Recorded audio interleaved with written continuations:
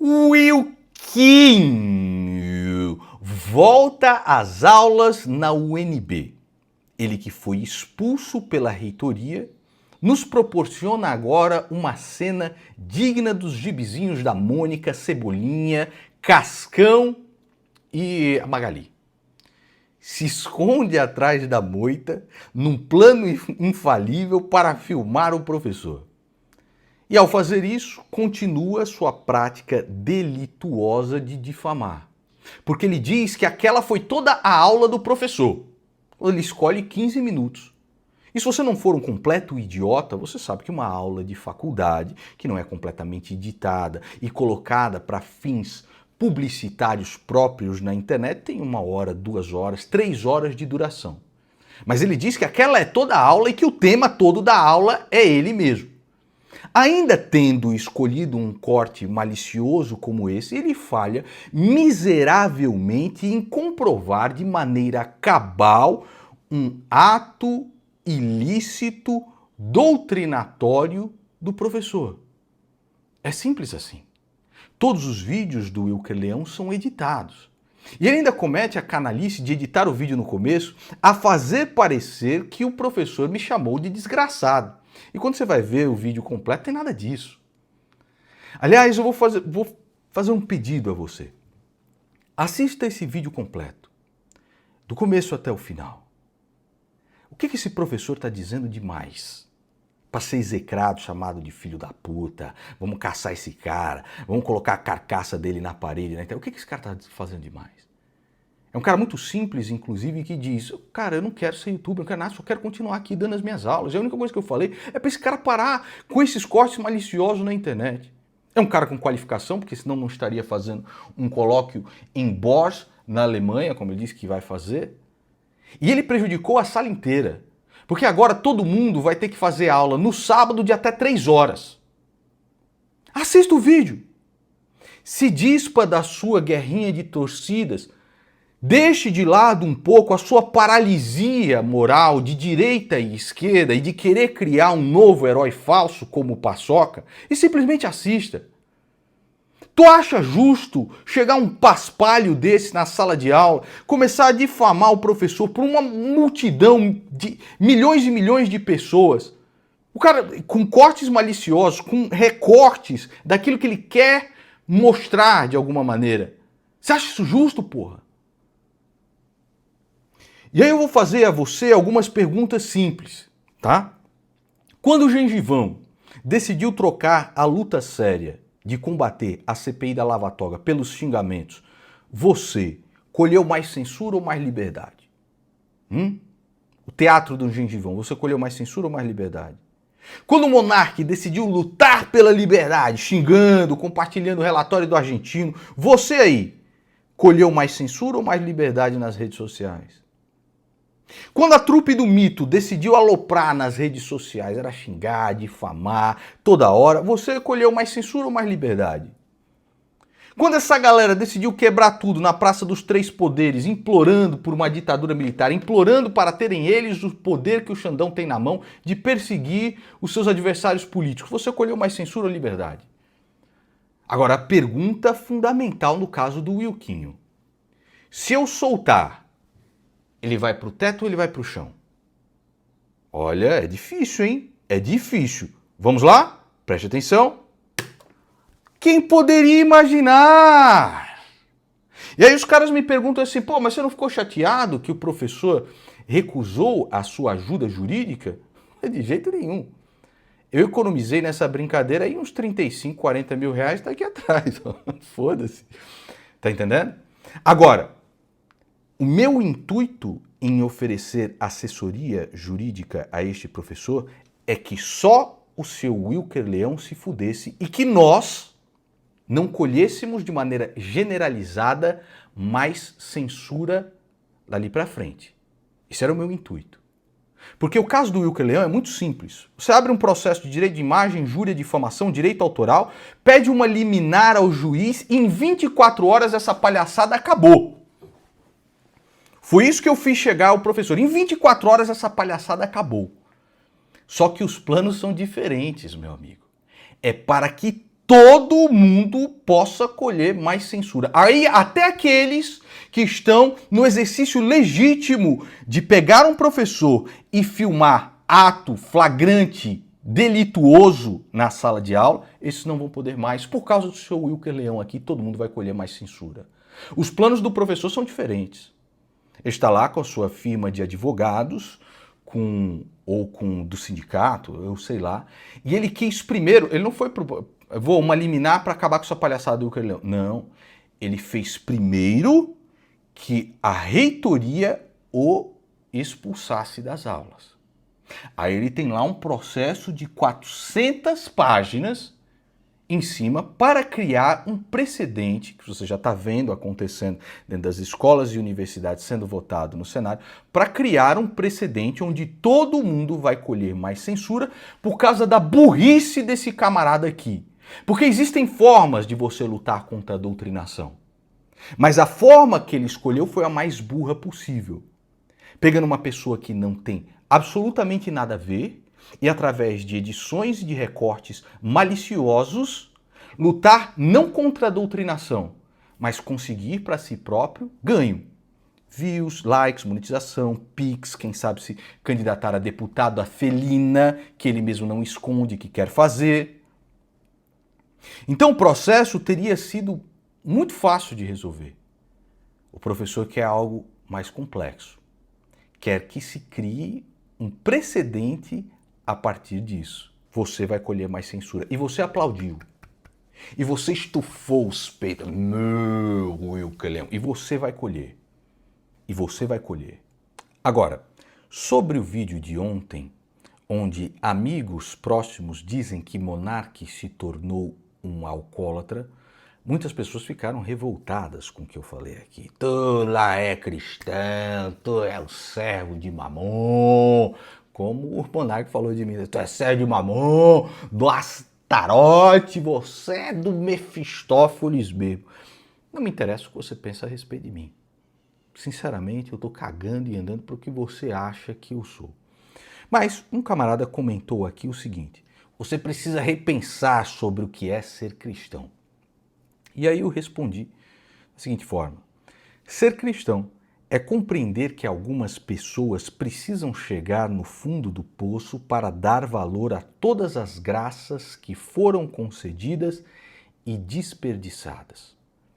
Quantas graças foram concedidas na vida do Monark? E são concedidas até hoje.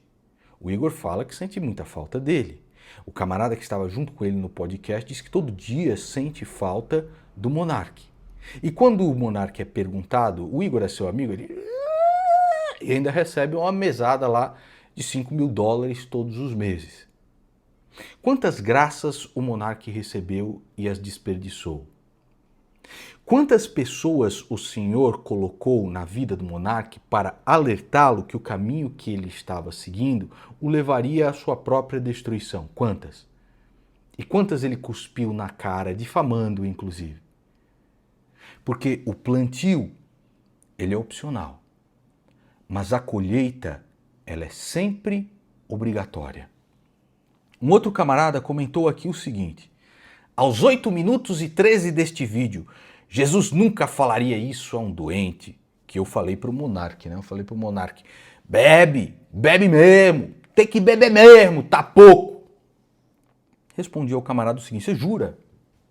Jura? Será que é porque eu não sou Jesus? Eu não sou Jesus, tá? E por mais que tente imitá-lo, por muitas vezes é a minha natureza própria que fala mais alto. Ou você consegue imitar Jesus em tudo, em todos os momentos. Mas eu continuo. Você prefere a piedade fingida ou uma raiva legítima? Se eu tivesse aqui no meu canal fingindo o amor que Cristo tem pelos homens, esse sim seria o grande pecado. Você já caiu e depois de fazer muita arte, se espritar bastante, fazer muita danação, a sua mãe falou para você: vai de novo, cão! Vai de novo! Se esborracha, quebra os dentes!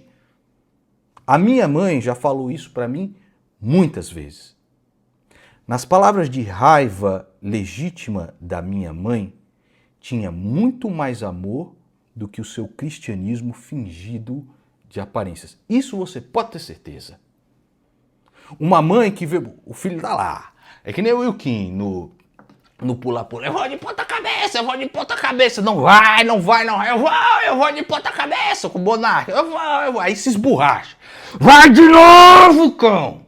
Vai de novo! Se quebra! Se quebra no meio! Quantas vezes minha mãe falou isso pra mim? E na demonstração de raiva dela, pode ter certeza, existia muito mais amor do que os cristianismozinhos fingidos de cristãos bonzinhos por aí. Eu sei que eu sou um pecador. E Cristo me consertará no tempo dele. No vídeo do Monark, talvez tenha sido necessário demonstrar a raiva e a frustração ao ver tantas graças, tantas bênçãos desperdiçadas, jogadas no chão e cuspidas para cair na maconha e no álcool. E quantas vezes foi falado? Quantas vezes foi falado? Existe na Bíblia um momento onde Jesus pergunta a Pedro o seguinte: Pedro, tu me amas? E Pedro diz: Senhor, tu sabes que te amo. Só que a tradução não é correta.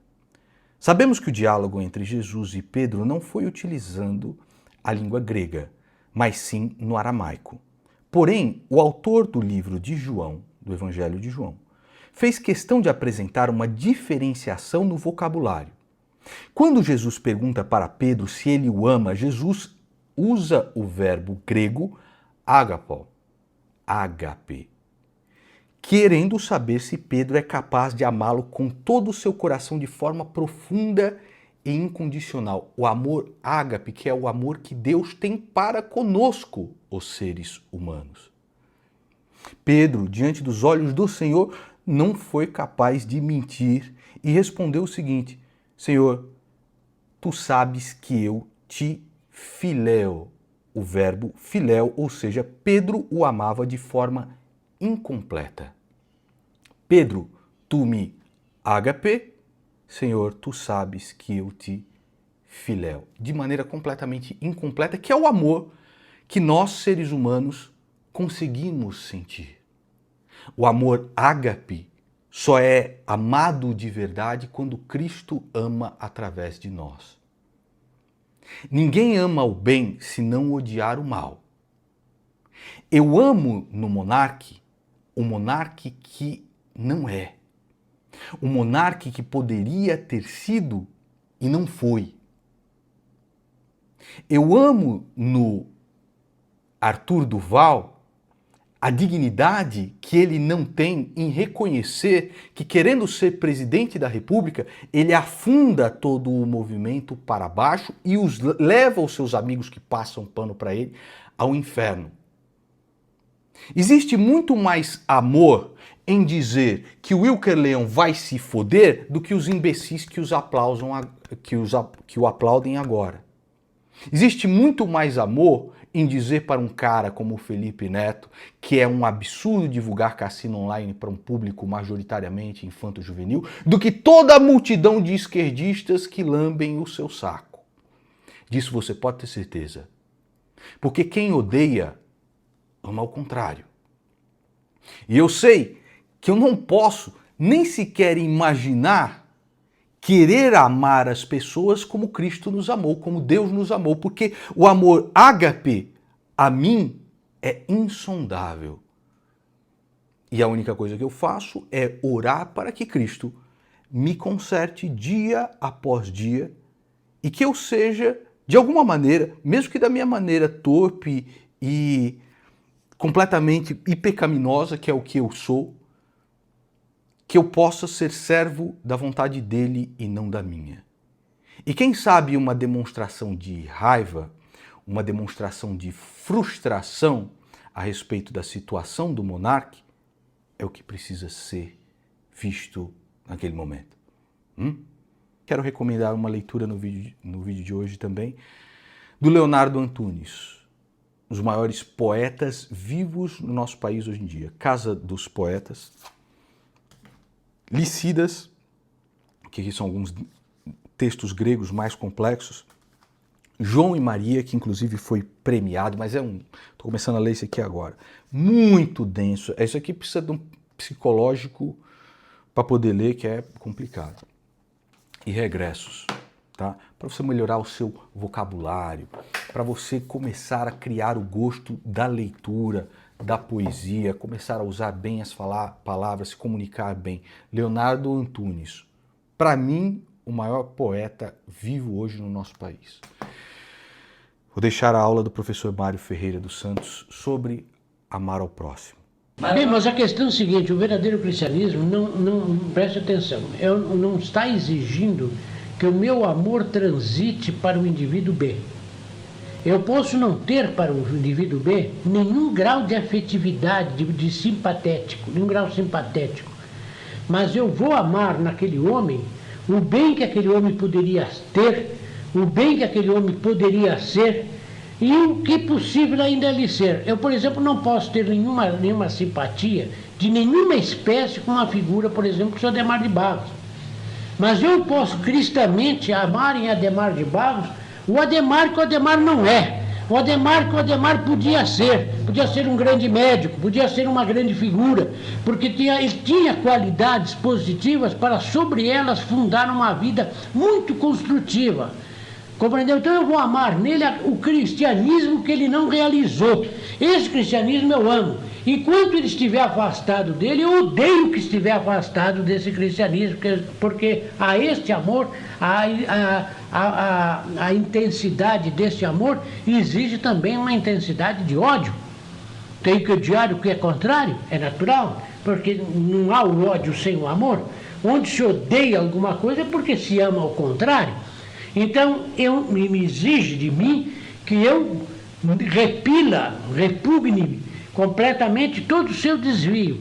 Então eu posso olhar para aquele bêbado que está caído, que está no último grau, e ter a minha compaixão cristã por ele, não por aquele corpo, por aquele indivíduo que está caído, mas por aquele indivíduo, por aquela personalidade que podia não estar caída, que podia ter sido um homem útil à sociedade e que talvez ainda se possa erguer e salvar-se. O cristianismo não está exigindo de nós que nós violentemos os nossos sentimentos, compreende? Está numa colocação intelectual do nosso amor. O amor é amor intelectualis, é o ágape dos pitagóricos, não é o eros. O eros não, o eros é outra coisa. Se entre dois seres houver só o eros, se entre marido e mulher houver só o eros, se entre pai e filho houver só o eros, estamos numa imperfeição completa. O que há necessidade é deste amor, deste ágape, deste amor que tem um cume da montanha para o qual ele se dirige e converge. Não é uma convergência que vai diretamente, vai indiretamente. Nós temos que nos amar uns aos outros em Cristo. É isto que significa. Esse é o verdadeiro cristianismo.